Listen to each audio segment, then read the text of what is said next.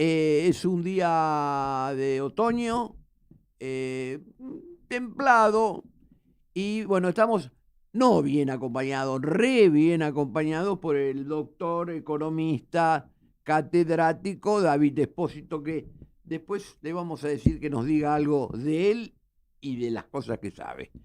Bueno, estamos acá en un país que está medio tembloroso, pero mientras tanto sigue adelante. Buenas tardes, David. Buenas tardes, ¿qué tal Hugo? ¿Cómo estamos? En Para, tiempo real. para nosotros es un éxito y es un gran honor tenerte. Decime una cosa, pues yo he estado escuchando alternativas, historias. ¿Me contás rápidamente algo de tu experiencia en la radio? ¿Cómo no? Yo debuté en radio un 17 de septiembre de 1979. Era un hombre joven, en ese momento, había terminado años antes mi carrera de licenciado en Economía Política, había dejado mis cátedras de profesor universitario en Ciencias Económicas de Buenos Aires, en la Universidad de Belgrano, en la UADE, donde había sido profesor, y empecé a incursionar en el periodismo porque un empresario amigo mío me vinculó con una persona muy famosa del periodismo. Y así debuté como, digamos, panelista económico. Soy el primero en la historia de la radio en el programa Tiempo, no era Tiempo Nuevo, era La Mañana de Bernardo Neustadt. Se emitía por Radio Belgrano a partir de las 10 de la mañana, y yo debuté el 17 de septiembre de 1979. Después que hice esa primera intervención radial, Neustadt me dijo, no hace falta que venga a la radio. Yo lo voy a llamar por teléfono y voy a grabar la conversación con usted. Y así fue, hicimos 2 grabaciones radiales, él me llamó por teléfono, grabó las preguntas y respuestas y después las pasó. Y finalmente dijo, no vale la pena grabar, le voy a preguntar en vivo, directamente por la radio, y usted me va a contestar. Y la primera cosa que me preguntó era que me leyó un artículo periodístico de un diario entrerriano donde un señor hacía declaraciones políticas sobre el momento que se vivía en 1979. Entonces Neustadt me pregunta a mí, ¿usted qué opina de esto? Estoy totalmente en desacuerdo. Ah, dice, menos mal. ¿Sabe quién era la persona que le comenté recién que hizo esta declaración? No, no sé quién era. Se llama Emilio Macera. Con lo cual me hizo pisar el palito de una manera fascinante. A partir de ahí me suscribí a Ámbito Financiero y entonces yo leía el diario a la mañana antes de que me llamara Neustadt para evitar que me hiciera pisar el palito otra vez con ese tipo de preguntas capciosas, digamos. Después de ahí pasaron casi 3 años. Yo fui el primer panelista como economista de la historia de la radio. Después me reemplazó a mí de Pablo cuando yo me fui. De Pablo reemplazó Enrique Sewach, otros destacados colegas, y mucha más gente que lo acompañó. Después, hasta ahora la historia es bastante precisa. Hay muchísimos economistas en televisión, en radio y en todas partes. Yo después estudié ciencia política, hice una maestría en la Universidad de Belgrano, años después, una década después, así que soy un poco politólogo, aunque no tenga la tesis de la maestría. Y bueno, eso tiene que ver con mi historia de política personal. Fui dirigente político cuando era muy joven, primero del Partido Demócrata Cristiano, cuando tenía 27, 28, entre los 18 y los 28 años, y luego fui dirigente de la UCD. En la UCD fui 2 o 3 veces candidato a diputado nacional, pero no tuve la posibilidad de ser electo. Fui vicepresidente de la convención, fui vicepresidente de la Junta de Gobierno de la ciudad de Buenos Aires y fui delegado en la convención también. Tuve alguna relación con Alzogaray, tuve algunas confrontaciones con las mujeres de la UCD, y eso hizo que cuando la UCD decidiera peronizarse, cuando el gobierno de Menem, yo me desvinculara de la UCD. Me desvinculé primero el 28 de junio del 66 de la democracia cristiana porque se peronizó, y después me desvinculé en el año 1990, no, bueno, fue en el año en que la UCD acompañó a Carlos Menem. No me acuerdo exactamente si fue en 94, 95, no me acuerdo en cuál presidencia, y entonces yo también ahí me desvinculé. ¿Por qué? Porque no comparto ninguna actividad en general que tenga que ver con el peronismo, porque tengo una mirada conozco muy bien la historia argentina y sé muy bien que el peronismo no ha sido un proceso político excepcionalmente útil para la Argentina. Es parte de la historia del populismo argentino, El populismo argentino empieza en el siglo XIX, continúa en gran parte del siglo XIX y del XX, el peronismo es protagonista en el siglo XX, el kirchnerismo, una versión moderna del peronismo, también lo es.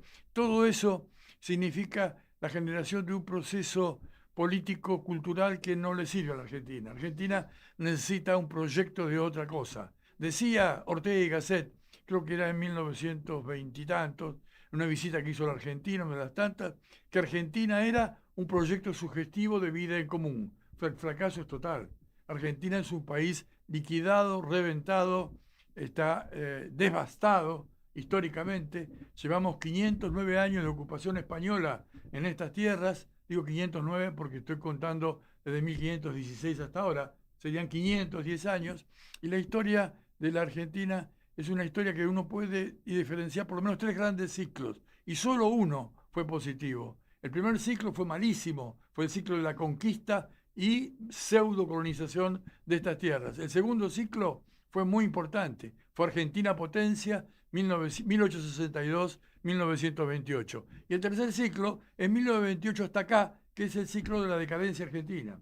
Y que estamos tratando de superar a partir del gobierno actual, pero que tiene limitaciones el gobierno actual, que no acepta, que no cree en ellas, y esas limitaciones hacen que su versión de cómo hay que hacer para que Argentina vuelva a ser lo que fue hace 100 años sea incompleta.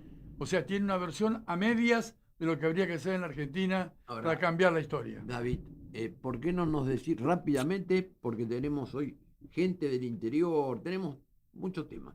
Decinos, por favor, algunos premios que has tenido. Bueno, después que salí que pasé por la función pública, bueno, me fui de la radio porque fui director del Banco Central.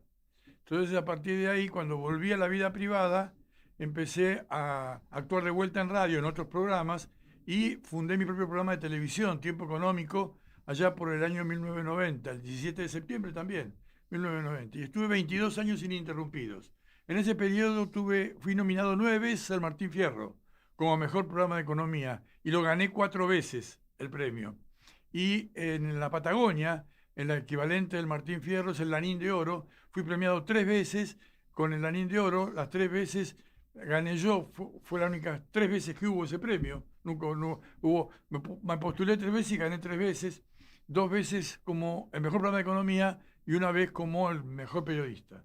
Así que esas son las 7 estatuillas que tengo por ahí guardadas como recuerdo de mi paso por la televisión. Bueno, la verdad, vuelvo a decir, es un lujo, un honor tenerte acá. Y 2 palabras, no, lo que pasa es que cuando yo te digo 2 palabras, hablas media hora. Pero, ¿cómo ves 2 palabras? Vos, yo sé que cuando querés resumir sos bueno. ¿Cómo ves la situación hoy? Hoy en la economía argentina. Porque escuchaste todo acá. La economía argentina uno la puede mirar desde el punto de vista macroeconómico y desde el punto de vista microeconómico. Desde el punto de vista macroeconómico hay progresos sustanciales. Le faltan algunas soluciones en materia cambiada monetaria y también fiscal, pero desde el punto de vista microeconómico la situación no es buena. La Argentina, el empleo está determinado por las pymes, esencialmente, el 90%. Y con este sistema económico, con el RIGI solamente, ahora hay un programa para las pequeñas, para las pymes también de incentivos, pero sin un plan nacional de desarrollo económico y social, la Argentina no puede desarrollarse, no puede avanzar. Cuando se habla de plan, el presidente Milei critica a los planificadores porque dice que planificar es hacer comunismo, o decía antes, ahora ya no lo dice más, porque China planifica y lo que hace es capitalismo. Es un capitalismo extraordinario. Claro. Si pudiera abrir acá la computadora y te muestro las fotos de Shenzhen, te sorprendés. No hay una ciudad en el mundo entero, igual a Shenzhen. Rascacielos de 50 pisos, todos vidriados. Es una cosa impresionante China. Así que planificar es bueno para desarrollar la economía y para fortalecer la democracia. Y democracia no es votar cada 2 años. Democracia es construir el propio futuro personal, como artífice del propio destino de cada uno todos los días. Eso es democracia. Bueno, vamos a ir a un pequeño corte, así después hablamos con el interior del país.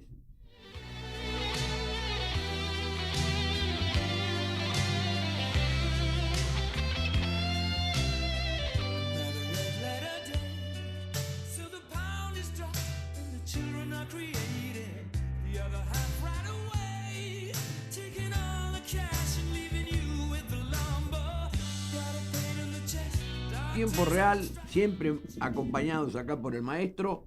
Vamos a hablar con el licenciado Casás, economista de la provincia de La Rioja. Buenas tardes, licenciado. Muy buenas tardes para ustedes y para toda la audiencia. ¿Usted me escucha bien? Sí, perfecto. Ah, bueno. ¿Por qué no nos comenta algo de cómo está la provincia de ustedes en este momento?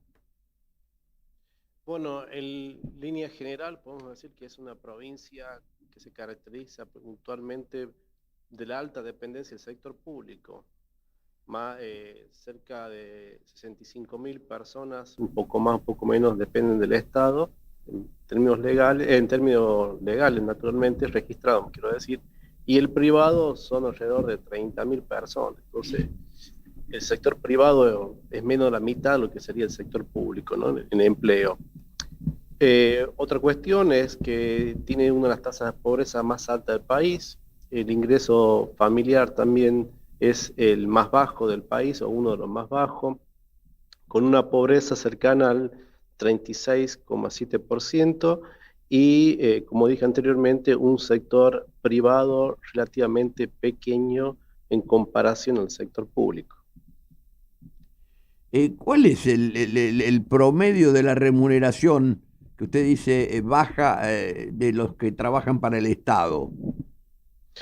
Bueno, la particularidad del Estado aquí es que hay una parte que está registrada y una parte informal. Entonces, cuando se toman las mediciones por la encuesta Permanente Hogar, que es la que uno capta ambos tipos de trabajo, y está alrededor de 600.000, entre 600 y 500.000 pesos el año pasado, ¿sí? A fines del año pasado. Bueno. ¿Cómo ve el escenario de los próximos meses a nivel de económico nacional? Bueno, la verdad, nosotros, como te lo digo como economista, vemos generalmente una economía que está creciendo y se espera que siga creciendo, liderado por los sectores más competitivos que tienen que ver con el agro, la minería, la actividad petroquímica, entre otros, aunque según los indicadores del sector industrial se ve ciertos repuntes en algunas actividades que estuvieron rezagadas anteriormente. En cuanto a la inflación, que es el tema preocupante para muchos, se espera ya que mañana justamente el índice de precios sea menor que el 3%, por lo menos eso es lo que esperan las consultoras generales, y tiende a descender paulatinamente hasta llegar quizás a fin de año con un indicador que puede empezar con un 1, ¿no? Un 1 y algo más. Nosotros vemos que en Argentina se está dando una gran transferencia de recursos hacia las provincias. Si uno ve en las grandes inversiones puntualmente que tienen relacionadas con el RIGI, ve que no están concentradas en el AMBA o Rosario o Córdoba, sino más bien se va concentrando en las provincias cordilleranas puntualmente, donde son las primeras receptoras de este gran cúmulo de inversión. A diferencia de nuestras provincias, por ejemplo, que por caprichos del gobernador provincial no adhirió al RIGI, con lo cual estas grandes inversiones, nuestra provincia quedó rezagada, y esto es algo que no solamente afecta a la coyuntura actual, sino que esto restringe la generación de empleo futuro para nuestra provincia. Bueno,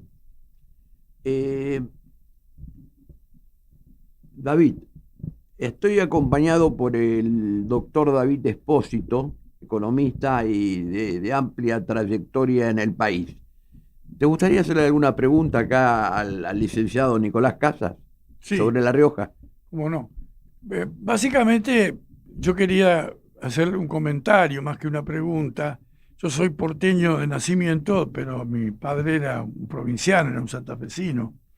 De modo tal de que tengo una actitud profederal muy importante. Fui funcionario muchos años del Consejo Federal de Inversiones y tengo un modelo teórico de desarrollo planificado que arranca de la planificación municipal por municipio, luego a la región municipal, luego a la provincia, luego a la región provincial y luego al plan nacional. O sea que mi mirada de la planificación es exactamente la contraria de la mirada que se ha practicado en la Argentina hasta el último plan que podemos definirlo fue el de Juan Perón en 1974. Luego uno antes del gobierno de Alberto Fernández, cuando estaba el ministro de Economía precedente a Guzmán, pero no llegó a ningún lugar. Pero también fue hecho desde el nivel nacional, no pensando en un plan democrático donde el protagonista sea el ciudadano de cada ciudad municipal, de cada pueblo de la provincia, y de ahí se construya el plan de la provincia para que, por ejemplo, tengan un RIGI provincial, ¿no? Que de algún modo modifique esta estructura económica público-privada que no está permitiéndole a La Rioja aprovechar la totalidad de sus recursos naturales. Así que mi impresión es que hace falta una decisión muy fuerte del pueblo riojano en cuanto a cómo elegir a sus representantes para que cambien la historia de decadencia que parecieran tener las provincias, ¿no? No, es sin duda, creo que está en la facultad del ciudadano de elegir sus representantes y a través de esto poder justamente desarrollar las actividades que permitan el crecimiento y desarrollo sostenible de la economía. Pero igualmente uno desde el otro lado, y esto hace a la profesión, tiene que ser bastante técnico y crítico cuando corresponde analizar cuestiones que no permiten de alguna manera el desarrollo estructural, si lo queremos llamar así, de una provincia tan rezagada económicamente e históricamente como La Rioja, ¿no? Y esto se debe puntualmente a que tenemos grandes recursos, ya sean naturales como también humanos, porque tenemos tres importantes universidades, dos públicas y una privada, que nos permite nutrirnos de este capital humano, que lastimosamente no estamos aprovechando, teniendo en cuenta que tenemos ciertos recursos con ventajas que podrían, por lo menos, permitir a La Rioja un gran crecimiento de la actividad en general, ¿no? Sí, coincido con esa descripción que hace también, pero de algún modo quiero decirle que hace falta un movimiento dentro de la provincia, un movimiento de las personas, de los ciudadanos de la provincia, que puedan diseñar un plan de desarrollo que trascienda los cambios electorales. Si las provincias van a cambiar su gestión porque cambia un gobernador por otro gobernador, y no vamos a ninguna parte. No va a la provincia. Totalmente de acuerdo, pero a medida que han pasado los años, o por lo menos en los últimos 20 años, no hubo acertadamente un modelo que nos ha permitido crecer, y si uno lo analiza, un indicador puntual como es el empleo privado ha quedado puntualmente estancado. Y durante los últimos 20 años ha gobernado un único partido político donde justamente no se ha enfocado, por lo menos en esta actividad, sino en la concentración del empleo público. Y esto ha permitido justamente la decadencia o la falta de crecimiento en materia económica en nuestra provincia. Es que ese diagnóstico que usted transmite es justamente el que se repite en muchas provincias del país, y por lo cual eso hace que el país en su conjunto no tenga destino. El origen de la Argentina está basado en una decisión de un señor europeo que estableció los límites entre lo que es la República Argentina y Brasil. Ese señor era el Papa de aquella época, Alejandro VI. Y ese desacierto de ese momento de cómo se decidió este destino permitió que la Argentina tenga 1.780.000 o 1.820.000 kilómetros cuadrados con 47 millones de habitantes. Eso es inconsistente. No hay manera de que un país sea viable su economía con tan poca población en tan grande geografía, para lo cual, para poder neutralizar esto, hace falta un vigoroso plan de desarrollo provincia por provincia, basado en la explotación de los recursos naturales y en la reconstrucción de sus ciudades, transformándolas en smart cities, con un modelo de ciudad para todas las ciudades, y la construcción del famoso sistema interconectado de autopistas que tenga una autopista a 5 kilómetros de cada ciudad, transformada ahora en ciudad importante por ser una ciudad inteligente. Hace falta No, un cambio total de ser el cerebro de la clase dirigente de todo el país. comparto parcialmente la visión, pero también debería agregar que naturalmente uno se nutre desde de los municipios hacia arriba, pero también es cuestión de, por lo menos uno viviendo acá en la provincia de Rioja, es hacer acuerdos regionales. Por ejemplo, en materia olivícola, donde te compartimos el sector con Catamarca y parte de San Juan, si no hay acuerdo para poder producir y comercializar los productos, difícilmente podemos acceder a mercados competitivos. También Tiene razón, justamente se lo dije antes, dije que hay que hacer plan municipal, región municipal, plan provincial, región provincial, y hay que hacer el acuerdo, porque si no, ni la provincia de Catamarca, ni la provincia de La Rioja, ni los municipios que la integran tienen destino. Están condenados al fracaso. Naturalmente, y posteriormente hace falta un desarrollo estructural, más que todo de la infraestructura. No puede. Estoy de acuerdo. Soy bastante crítico en la concentración de Buenos Aires. Absolutamente es así. Hoy por hoy nosotros estamos en la provincia de La Rioja, bueno, como compartir con Catamarca en San Juan, donde somos provincias precordilleranas y tenemos a unos cuantos kilómetros del Pacífico y la mayoría de los recursos que son exportados, bienes que son exportados desde las provincias cordilleranas hacia el resto del mundo, pasan necesariamente por el puerto de Buenos Aires o por el puerto de Rosario, donde aquí hace falta realmente un desarrollo completo. Y acá vuelvo de nuevo al régimen de grandes inversiones propuesto por el gobierno nacional, donde esto de alguna forma u otra va a permitir el desarrollo no solamente en nuestras provincias cordilleranas, que se está viendo a partir de las inversiones que se están generando, o por lo menos que fueron pactadas, sino también va a permitir el crecimiento por medio de la inversión en infraestructura. Nicolás, Sí. ¿por qué no nos decís rápidamente la situación política de la provincia? Es decir, ¿quién gobierna la provincia en este momento? ¿Qué partido?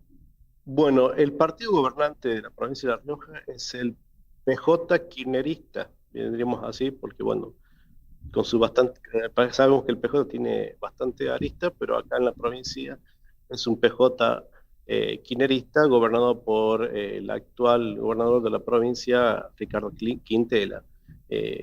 Hoy por hoy tiene el dominio naturalmente del Poder Ejecutivo y de la Cámara la Cámara de Diputados. Entonces tiene un poder bastante grande, por lo menos en la provincia. ¿Cuánto hace que está el gobernador Quintela? Si no me equivoco, el 2019, de la última elección. Ajá. ¿Y cómo ven el desarrollo hacia el 2027? ¿Ven algún cambio o piensan que esto va a seguir así? No, hoy por hoy, si uno hace los comparativos, por lo menos un paralelismo, cómo estaba la provincia desde 2019 hasta la actualidad, hemos perdido empleo privado y esto uno dice, bueno, es característica de la economía nacional en su conjunto, pero cuando nos hacemos un comparable con la provincia hermana de Catamarca, vemos que allí la situación es diferente, por lo menos en cuanto al desarrollo económico.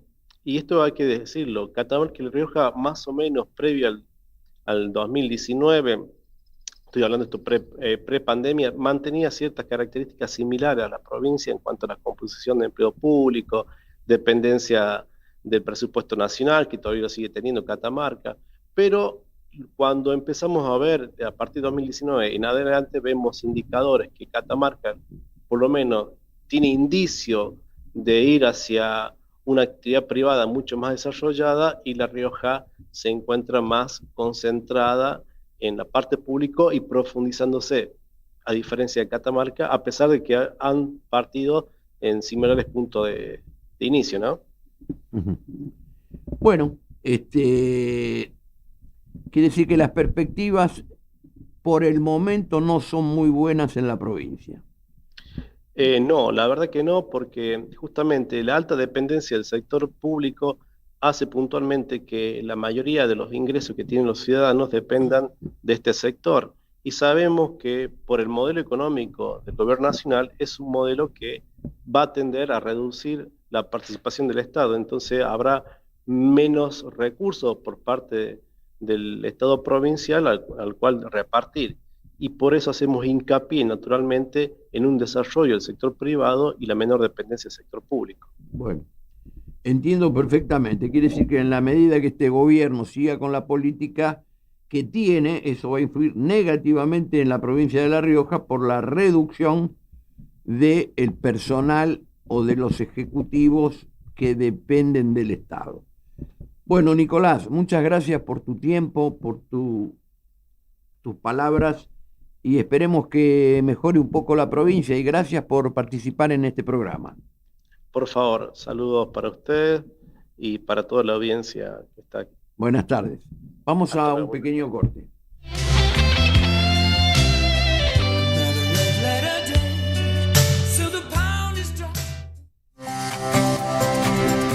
Nueva cobertura de riesgo de trabajo.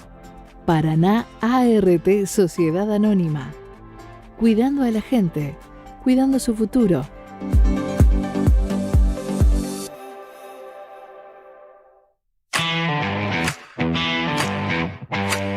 Paraná, compañía de seguros. Tu mejor elección en seguros.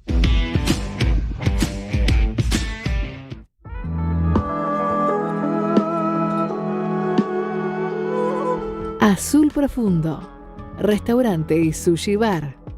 Un lugar distinguido para compartir. Avenida del Libertador 310, Retiro. En Facebook o Twitter, Azul Profundo.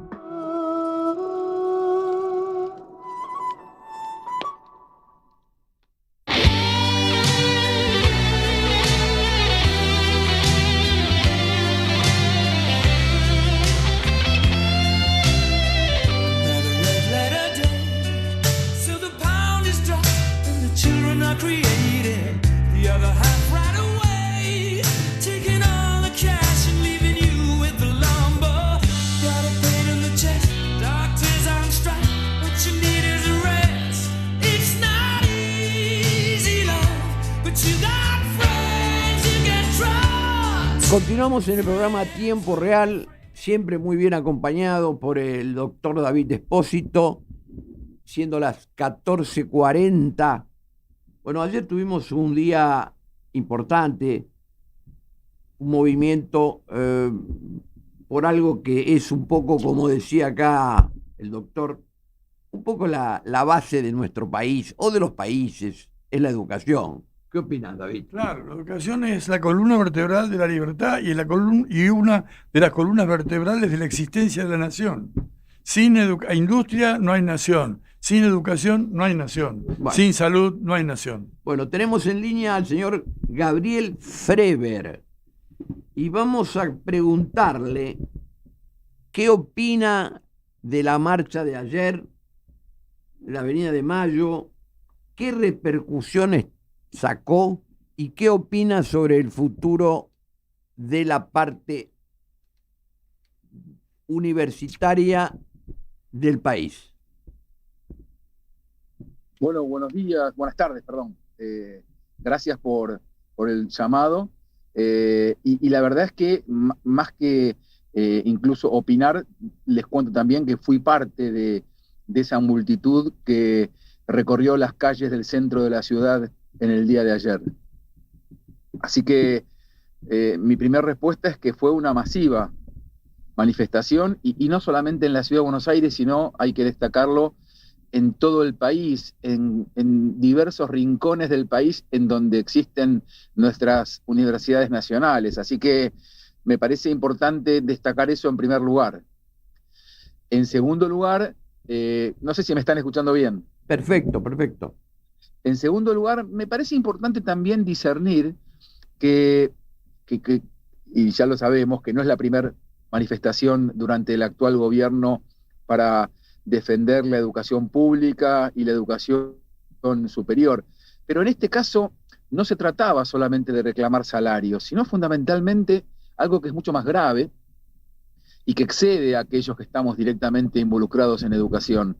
Y aunque somos una gran masa de población en la Argentina y en general, sino que no solo se refiere a reclamar por salarios dignos que están claramente atrasados, sino por el cumplimiento de la ley. Digo, para ser mucho más concreto, se trata de una ley que fue votada no solo una vez, sino varias veces por la legislatura, y también fue refrendada por el Poder Judicial.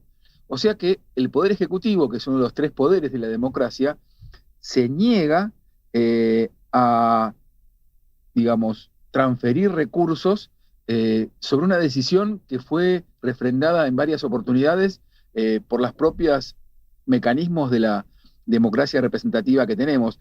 Entonces a mí se me ocurre decirles, estimados, que está el gobierno boicoteando al orden democrático.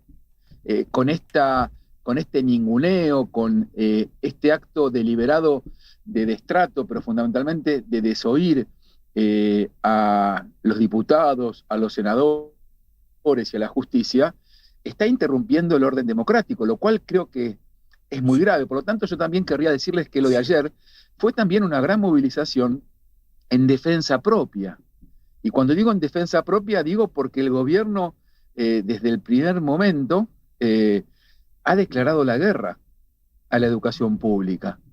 Por un lado, porque creo que, y es de público conocimiento, porque odia al Estado. Y lo ha dicho de diferentes maneras antes de asumir, y mientras lo estuvo haciendo y lo sigue reafirmando, que, digamos, buscará y ha buscado todos los modos de denostar y destruir al propio Estado que le toca gobernar. Pero además también es probable que, y esto son hipótesis, que exista resentimiento. A veces lo padecido por una persona, lo padecido en nombre propio, se resuelve de un modo especular e igual de violento.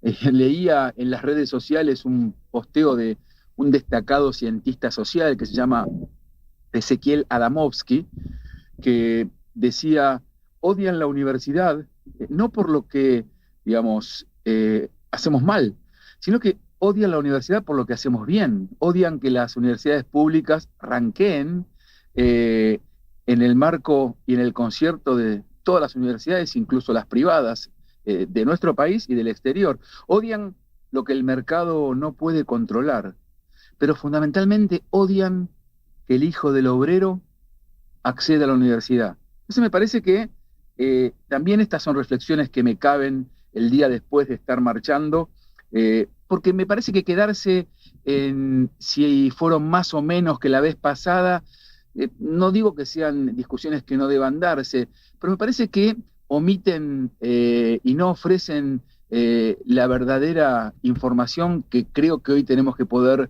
y agradezco la pregunta y el llamado de ustedes, acercarle al conjunto de la población que todavía de alguna manera se siente atraída por estos discursos que en nombre del control del déficit fiscal lo que están haciendo es hundir en un déficit de humanidad a nuestro país. Detestan estos espacios como las universidades o las escuelas, porque no se trata solamente de nivel superior, porque creo que claramente detestan estos espacios en donde hay una deliberada relación con el conocimiento y con los otros. Fíjense que ellos apuntan a que eso sea de carácter virtual, como si estuviésemos viviendo en estado permanente de pandemia, que ellos también tanto detestaban.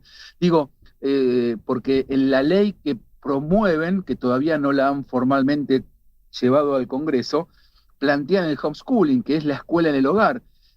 Claramente no les gusta cuando las personas nos juntamos a deliberar, a conversar, y la democracia es eso. Entonces, también es una manera de entender por qué no les gusta la democracia.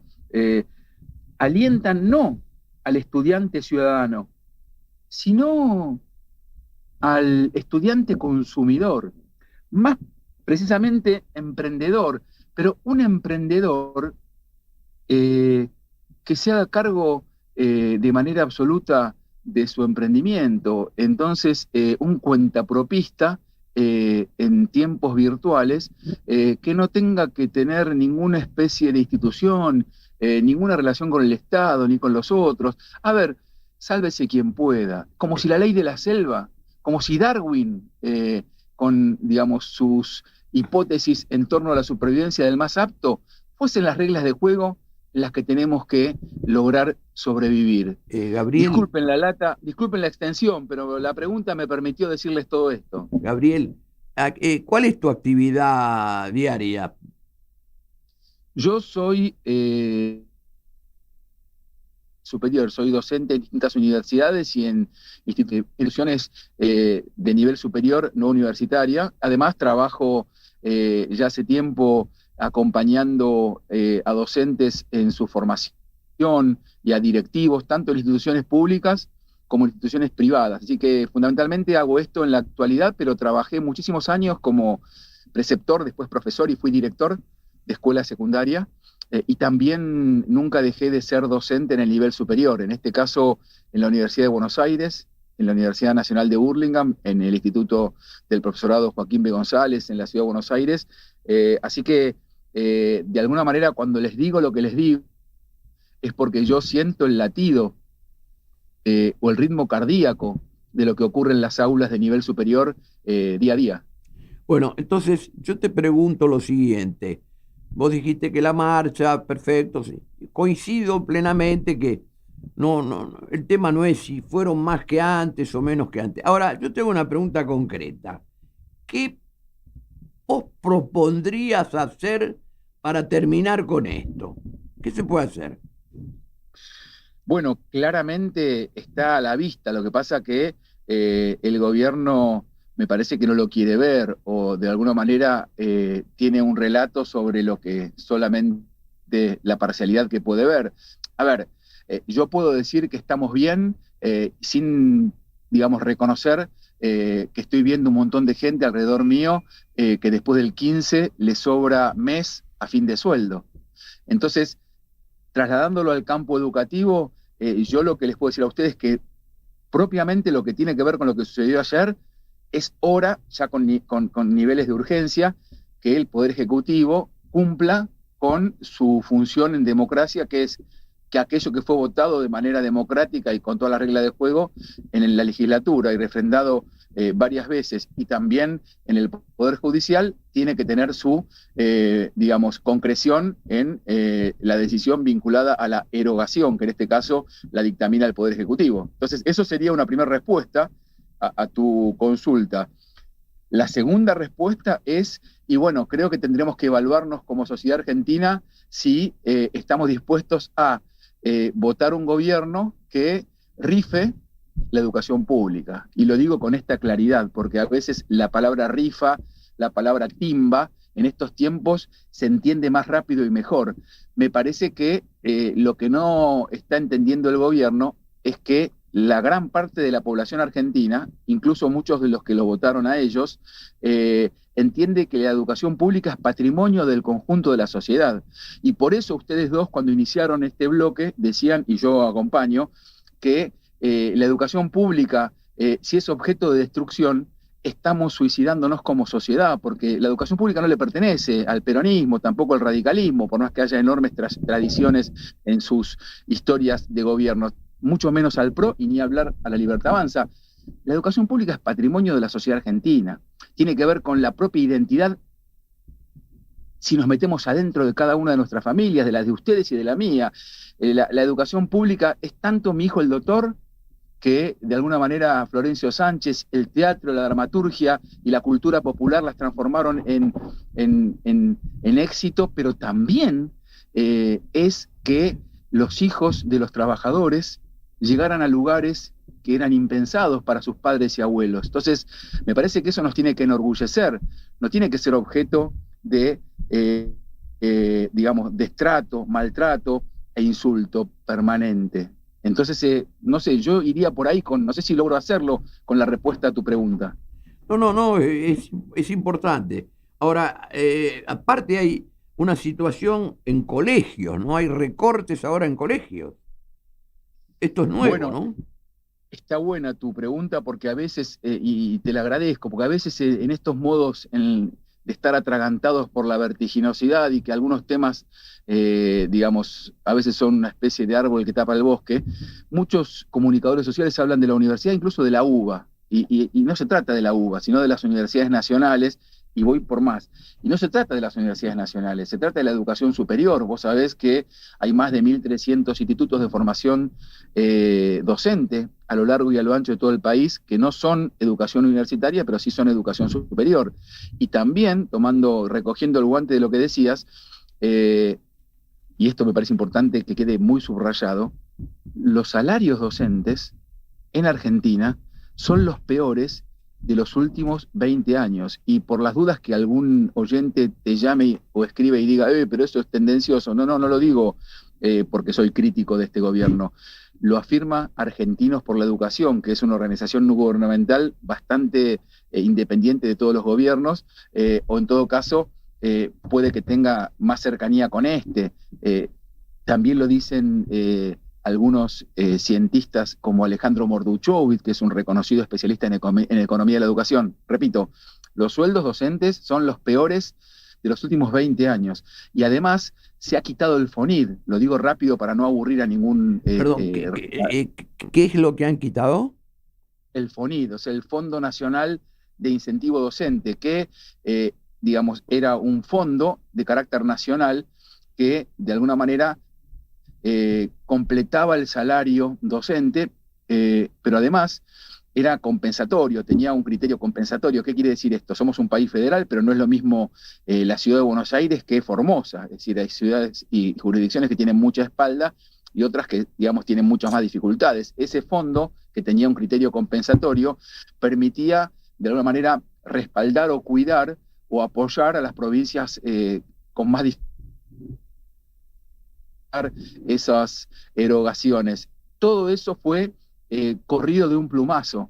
Digo porque me parece que suceden tantos daños de manera consecutiva que uno se olvida de observar y comunicar los principales daños. Por eso que tu pregunta habilita a decir, no solamente está pasando esto con la educación superior, que es sobre lo que ayer salieron los titulares de los diarios, sino que está de alguna manera en crisis absoluta el salario docente en Argentina, la infraestructura docente es tan deficitaria como las rutas, digo para explicarlo de manera gráfica.